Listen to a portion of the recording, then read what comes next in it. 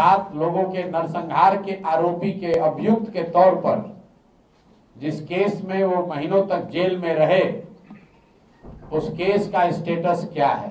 फर्जी डिग्री लगाकर अपने आप को नाबालिग बताकर उस केस से बाहर निकले हैं। इस पर भी उनके एफिडेविट में कुछ भी नहीं लिखा है। सम्राट चौधरी बोले या उनके पिताजी बोले, जवाब तो देना ही पड़ेगा। और अब तो तारापुर से चुनाव लड़ रहे हैं तो उनके एफिडेविट को लीगली भी चैलेंज किया जाएगा। 7 लोगों के नरसंहार के आरोपी के अभियुक्त के तौर पर जिस केस में वो महीनों तक जेल में रहे, उस केस का स्टेटस क्या है।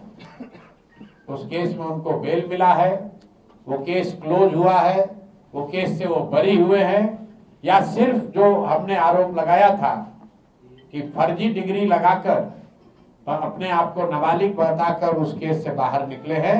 इस पर भी उनके एफिडेविट में कुछ भी नहीं लिखा है। तो सम्राट चौधरी बोले या उनके पिताजी बोले, जवाब तो देना ही पड़ेगा। और अब तो तारापुर से चुनाव लड़ रहे हैं तो उनके एफिडेविट को लीगली भी चैलेंज किया जाएगा। तो संभल जाएं। जो अगर आज एक चीज उन्होंने क्लैरिफाई किया है, पहले के एफिडेविट में लिखते थे delete university of California, public university of California, आज लिखा है डिलीट ऑनररी, मानद। लेकिन जो अनआंसर्ड क्वेश्चन है, सम्राट चौधरी ने ये नहीं बताया है कि उन्होंने 10th और 12th कब पास किया है कि नहीं किया है।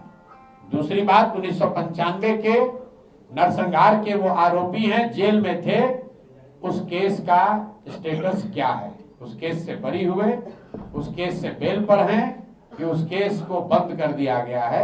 उनको ये बात अपने एफिडेविट में बतानी चाहिए थी, जो उन्होंने बताई नहीं है। एफिडेविट में नहीं बताई तो कैमरे पर बताइए। कैमरे पर आते हैं कहते हैं एफिडेविट में बताएंगे। तो उनके पिताजी के कहने से सत्य उल्टा नहीं हो सकता। अलायंस में अभी तक सीट शेयरिंग नहीं हुआ है, लेकिन सिंबल बांटे जा रहे हैं। बहुत मुकेश सहनी ने 3 बार प्रेस कॉन्फ्रेंस कैंसिल कर दी। बहुत ज्यादा तो भाई जाकर महागठबंधन वालों से पूछिए, हम उसका क्या जवाब देंगे।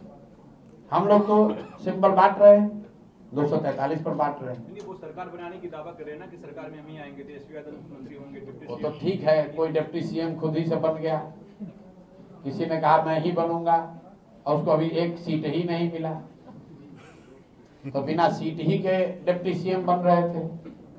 और महागठबंधन के लोग बताएं कि भाई